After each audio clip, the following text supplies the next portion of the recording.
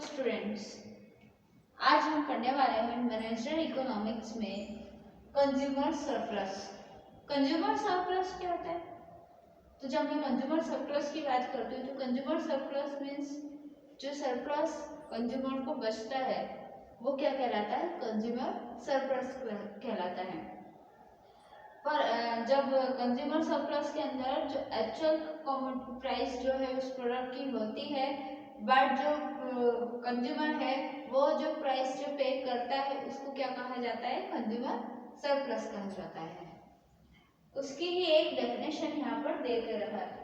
Consumer surplus is defined as to pay for commodity and actual price paid by them is called consumer surplus.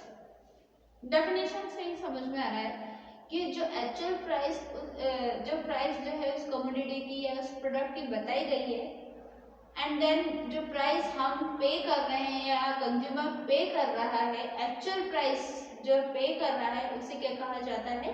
Consumer surplus कहा जाता है। For example, अगर हमें कहीं जाना है और उसकी टिकट जो है वो 500 रुपये है, जब टिकट बुक की तो उसमें रिसिप्ट में आया कि वो 500 रुपीज़ की टिकट है, बट कंज्यूमर ने क्या कहा? उसे बार्गेनिंग करा के, उसे सरप्लस करा के उसे क्या किया? मार्केट प्राइस से कम करवाया एंड देन ही पे टू 300 रुपीज़, और कंज्यूमर ने क्या करा? 500 से उसे 300 रुपीज़ पे किए। तो एक्चुअल प्राइस कंज्यूमर के पास से कितनी गई? 300 रुपीज़, और मार्केट की प्राइस या उस टिकट की प्राइस कितनी है? 500 रुपीज़। तो जो 200 रुपीज़ जो रहेंगे वो क्या कहलाएंगे? कंज्यूमर के सरप्लस कहलाएंगे। जो 200 रुपीज़ उसने बचाए हैं या कह सकते हैं उसने मूल भाव करके उसके पास रखे हैं, उसे क्या कहेंगे हम? कंज्यूमर सरप्लस कहेंगे। ऐसे प्राइस या ऐसी कमोडिटी जो उसके पास रही है, उसके पास बचाए गए हैं, उसे हम क्या कहेंगे? कंज्यूमर सरप्लस कहेंगे। तो मार्केट प्राइस से जब कोई कंज्यूमर बार्गेनिंग करा के या बार्गेनिंग करा के बोल सकते हैं, या फिर उससे कोई बोल करके कम कराए गए कि नहीं मैं इतने ही पैसे हैं मेरे पास तो मैं तो इतने ही दूंगा, या जो भी उसकी रिक्वायरमेंट है उसके अकॉर्डिंगली उसने उतने ही पैसे दिए, तो एक्चुअल प्राइस जो कंज्यूमर उसकी पे ऑफ करता है और उसके बाद में जो उसको सरप्राइज बोल सकते हैं या प्रॉफिट या बोल सकते हैं या उसके पास जो पैसे बचे हैं वो बोल सकते हैं, तो उसको क्या कहा जाता है? कंज्यूमर सरप्लस कहा जाता है। मैंने अभी आपको एक एग्जांपल दिया, एक एग्जांपल मैंने आपको बताया कि टिकट कितने की है? टिकट है 500 रुपीज़ की। एक्चुअल में मार्केट प्राइस कितनी है या एक्चुअल में टिकट प्राइस कितनी है? 500 रुपीज़ की। बट कंज्यूमर ने क्या कहा कि नहीं मैं उस टिकट की कितने पे ऑफ करूँगा? Only 300 rupees. तो उसने पे कितने किए? 300 रुपीज़। तो 500 में से 300 जाएंगे तो कितना बचेगा? 200 रुपीज़। तो ये 200 रुपीज़ जो कस्टमर ने बचाए हैं तो वो कस्टमर ही बोल सकते हैं या कंज्यूमर बोल सकते हैं, जो कंज्यूमर में बचाए हैं तो वो क्या कहलाएगा? कंज्यूमर सरप्लस कहलाएगा। जो कंज्यूमर ने बचा कर पैसे रखे हैं वो क्या कहलाएंगे? कंज्यूमर सरप्लस कहलाएंगे। उसी के बाद ये डायग्राम्स के थ्रू आप समझ लीजिए।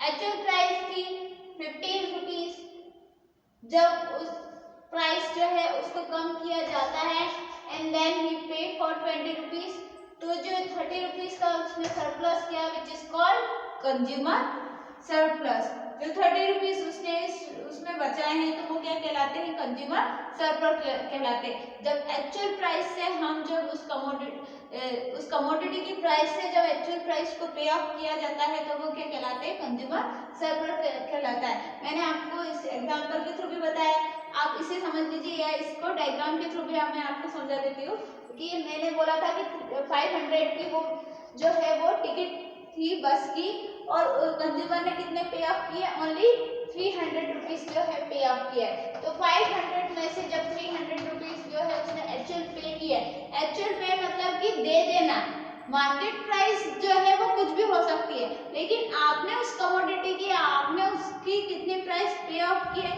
विच इज कॉल्ड क्या कहना है? Actual price. और फिर क्या करेंगे? उसमें से उसको जो 200 रुपीज़ जो है बचे हैं विच इज कॉल्ड सरप्लस, ये जो आएंगे कंज्यूमर 200 रुपीज उसको प्रॉफिट में बच सकते हैं या किसी भी काम में कि उसने 200 रुपये जो है बचाए, तो ये क्या कहलाते हैं, कंज्यूमर सरप्लस कहलाते हैं। अब कंज्यूमर सरप्लस को भी फाइंड कैलकुलेट करने का एक फॉर्मूला होता है। जब आप कंज्यूमर सरप्लस कैलकुलेट करते हैं तो कंज्यूमर सरप्लस को दो तरीके से कैलकुलेट किया जाता है। मैंने आपको बताया minimum price minus market price. Minimum price मतलब आपने जो एक्चुअल प्राइस उसको पे ऑफ किया है वो, उसमें से जब आप मार्केट प्राइस को माइनस कर देंगे तो आपको क्या मिलेगा, कंज्यूमर सरप्लस जो है वो आ जाएगा। जैसे किसी उसकी मार्केट प्राइस जो है 1000 रुपीज है और मिनिमम प्राइस जो है आपने मिनिमम कितना दिया उसको 500 रुपीज जो है पे की। किसी ड्रेस की मार्केट प्राइस जो है वो 1000 रुपए है और आपने मिनिमम प्राइस उसकी क्या पे ऑफ की है, 500 रुपीज पे ऑफ की है। तो 500 में से 1000 में से 500 गए तो आपको जो 500 रुपये बच के आएंगे, ये जो 500 रुपये बच के आएंगे इसे आप बचत कहेंगे या आपने बचत की, तो which is called consumer surplus. Surplus का मतलब ही क्या होता है, बचत करना। मतलब आपने जो पैसे बचाए हैं वो क्या कहलाते हैं, जो कंज्यूमर है, जो कस्टमर है, उसने पैसे जो बचाए हैं उसको क्या कहा जाता है, कंज्यूमर सरप्लस कहा जाता है। या जो कंज्यूमर है या जो कस्टमर है उसने जो बचत की है which is called consumer surplus. तो यही है, मैंने आपको उसमें भी यही बताए थे, इसमें भी यही बताया कि कंज्यूमर सरप्लस को कैलकुलेट करने का क्या फॉर्मूला होता है, मिनिमम प्राइस में से आप मार्केट की प्राइस को क्या कर दे, कम कर दे। जो मिनिमम प्राइस है उसको मार्केट की प्राइस से जब आप कम कर देते हैं तो आपको जो बचत होती है वो क्या कहलाती है, कंज्यूमर सरप्लस कहलाती है। जो कस्टमर जो बचाता है पैसे वो क्या कहलाती है, कस्टमर सरप्लस या कंज्यूमर सरप्लस कहा जाता है। Second is total economic surplus. अब जब आप पूरी आर्थिक व्यवस्था को कितना बचत कर सकते हैं, आर्थिक व्यवस्था को बचाने की बात करते हैं कि आप टोटल इकोनॉमिक सरप्लस कैसे कैलकुलेट करते हैं कि भैया हमने थोड़े थोड़े पैसे जो बचाए हैं तो हमारी पूरी सिस्टम में कितने पैसे जो बचे हैं या पूरी अर्थव्यवस्था जो है हमारी वो कैसी चल रही है। तो उसको कैलकुलेट करने के लिए क्या करेंगे, हम जो कंज्यूमर ने सरप्लस किया है, जो कस्टमर लोग जो सरप्लस मतलब जो कस्टमर बचत करते हैं वो प्लस प्रॉफिट सरप्लस, जो प्रॉफिट हुआ है हमको या जितने का भी प्रॉफिट होता है उसको जब हम जोड़ देते तो हमारी क्या आ जाती है, टोटल इकोनॉमिक सरप्लस आ जाता है कि टोटल इकोनॉमिक पूरी टोटल अर्थव्यवस्था के अंदर हमने कितना पैसे बचाए। तो उसको कैलकुलेट करने का तरीका है कि जो कंज्यूमर ने सरप्लस या कंज्यूमर जो पैसे बचाए बचत की है वो प्लस प्रॉफिट सरप्लस, प्रॉफिट के थ्रू जो हमने सरप्लस किया है वो, उन दोनों को जब ऐड ऑन कर दोगे तो आपको कैलकुलेट होकर आएगा टोटल इकोनॉमिक सरप्लस। तो सरप्लस आपको समझ में आया। सरप्लस बेसिकली होता है कि जो आप कंज्यूमर जो है एक्चुअल अमाउंट जो है वो दे रहा है उसके बदले जो मार्केट प्राइस या मार्केट प्राइस जो रहता है किसी प्रोडक्ट का वो, और जो एक्चुअल में कोई कस्टमर या कंज्यूमर जो है वो उस प्रोडक्ट का पे ऑफ करता है वो क्या कहलाता है, कंज्यूमर सरप्लस कहलाता है।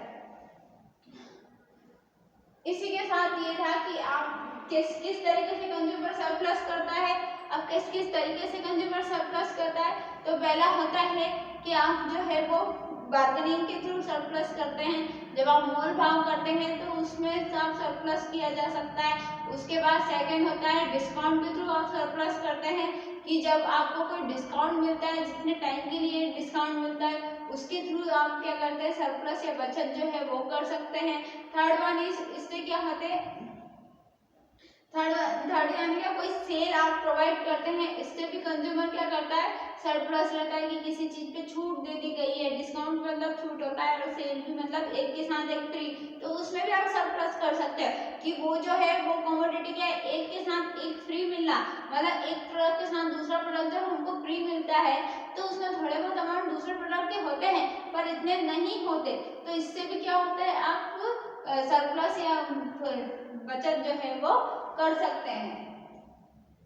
सेकंड थिंग्स जो है वो सरप्लस में यही आती है कि बचत करना, कंज्यूमर किस तरीके से बचत कर सकता है। तो ये था आज का topic which is called consumer surplus. कि कंज्यूमर सरप्लस क्या होता है, जो कस्टमर रहते हैं वो किस तरीके से अपनी बचत या पैसे बचा सकते हैं, तो उसे क्या कहा जाता है, कंज्यूमर सरप्लस कहा जाता है।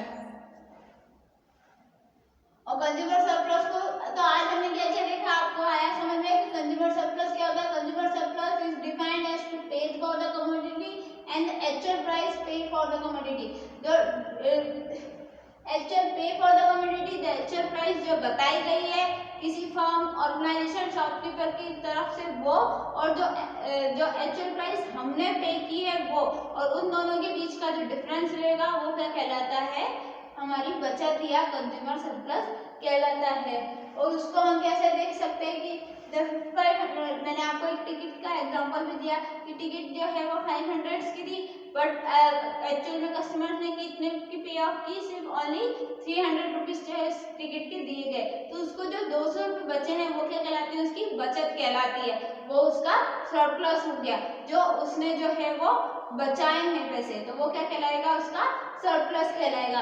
अब सरप्लस जो है वो कैसे आप ग्राफ में देख सकते हैं कि जब सरप्लस की कंडीशन आती है तो एक्चुअल प्राइस जो रहती है वो तो बहुत हाई रहती है, पर कंज्यूमर क्या होता है, उसको कम करने की कोशिश करता है। एक्चुअल प्राइस जो रहती है वो बहुत हाई रहती है, बट कंज्यूमर उसको क्या करता है, कम करने की कोशिश करता है। तो ये क्या है नीचे, तो ये क्या कहलाएगा, कंज्यूमर सरप्लस कहलाएगा।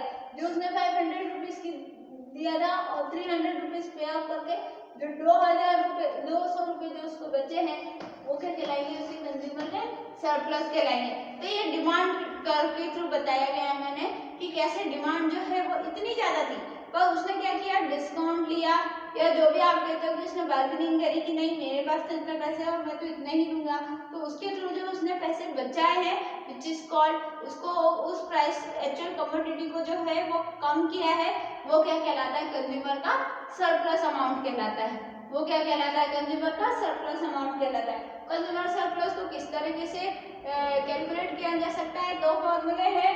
कंज्यूमर सरप्लस को कैलकुलेट करते हैं minimum price minus market price. जो मिनिमम प्राइस उन्होंने बताई है उससे उस मार्केट प्राइस है क्या उसको, और मिनिमम प्राइस जो हमने पे की है उसको, उन दोनों का जब हम डिफरेंस निकालते हैं तो कंज्यूमर का सरप्लस हमें पता चल जाता है। Next is total economic surplus. Total economic surplus को कैसे निकालते हैं, जो कंज्यूमर का सरप्लस है प्लस वो, और प्राइस सरप्लस है प्रॉफिटेबिलिटी सरप्लस, जो है जो प्रॉफिट हुआ है या प्राइस जो था उसका सरप्लस, और प्लस कंज्यूमर का सरप्लस, दोनों को जब ज्वाइन किया जाता है, जब ऐड किया जाता है तो हमारा टोटल इकोनॉमिक सरप्लस जो है वो आ जाता है। टोटल इकोनॉमिक सरप्लस मतलब कि पूरी अर्थव्यवस्था में हमने कितने की बचत की है, और कंज्यूमर सरप्लस मतलब वो कहते हैं कि एक कमोडिटी ने या ईच कंज्यूमर ने जो है वो कितने पैसे बचाए हैं।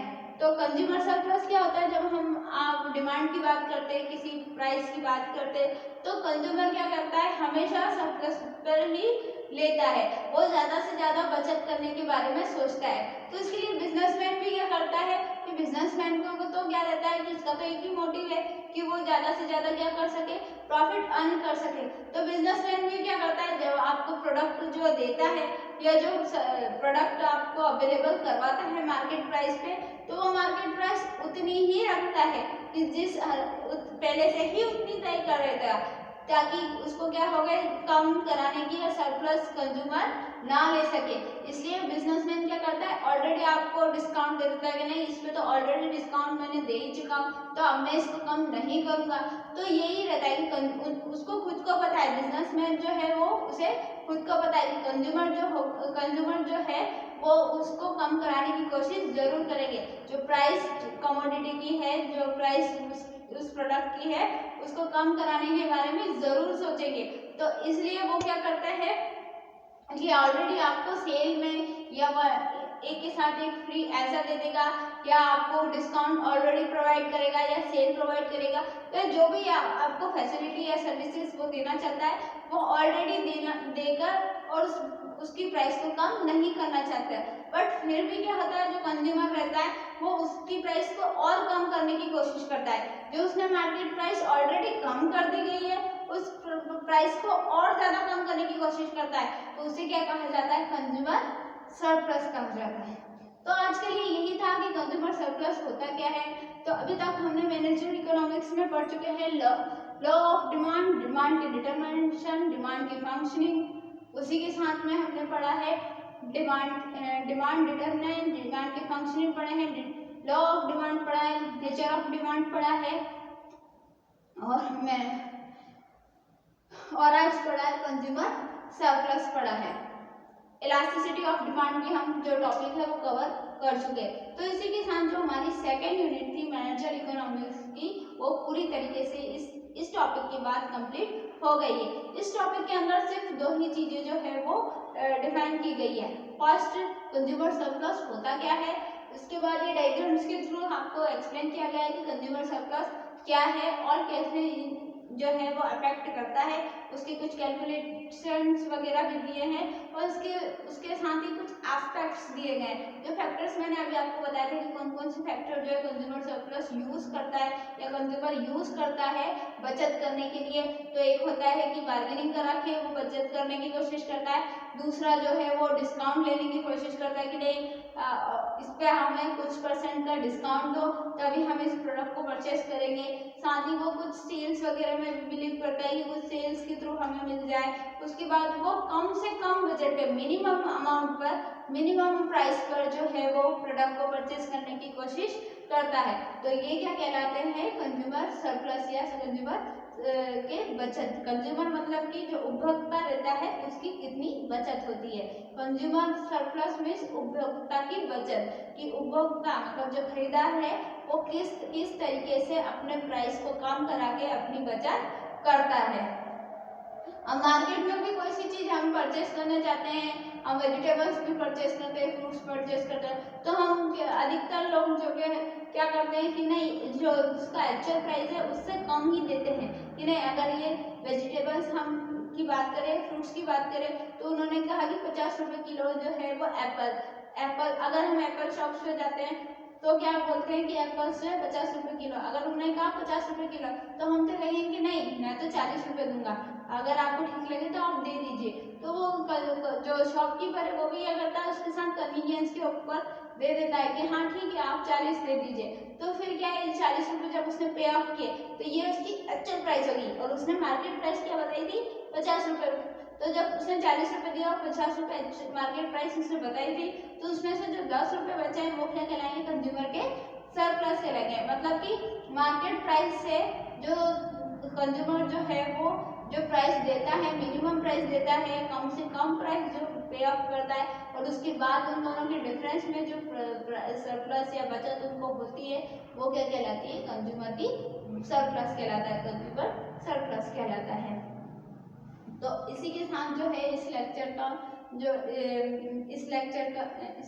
को मैं एंड करना चाहूँगी कि आपका कंज्यूमर सरप्लस क्या होता है और कंज्यूमर सरप्लस को कैसे हम कैलकुलेट करते हैं। नेक्स्ट वीडियो में, नेक्स्ट लेक्चर में मैं थर्ड यूनिट के टॉपिक्स जो है स्टार्ट करूँगी। अभी तक जो हमने पढ़ा वो फर्स्ट एंड सेकेंड यूनिट जो है ऑलमोस्ट कंप्लीट हो गई है। इस टॉपिक के साथ जो है वो सेकेंड यूनिट भी आपकी कंप्लीट होती है। अब जब हम स्टार्ट करेंगे वो रहेगी third unit of manager economics. तो मैं MBA first time of manager economics में अब थर्ड यूनिट जो है हम नेक्स्ट लेक्चर से स्टार्ट करेंगे। तब तक के लिए goodbye, take care and please watch the video and share the link also. Thank you.